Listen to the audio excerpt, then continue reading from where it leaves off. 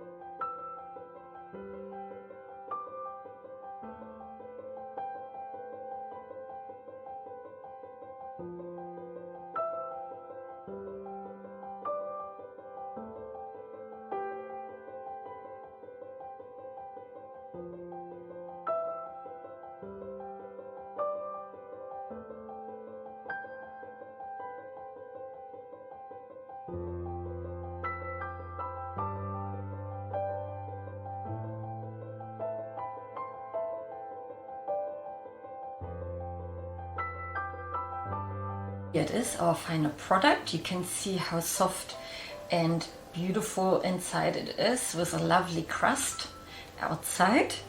And as usual, we have our little taste test. There we go. I just pull a little piece apart.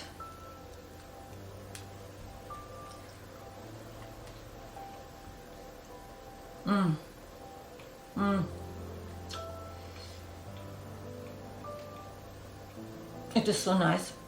I love the rosemary and the taste of olive oil and a little bit of salt on the top.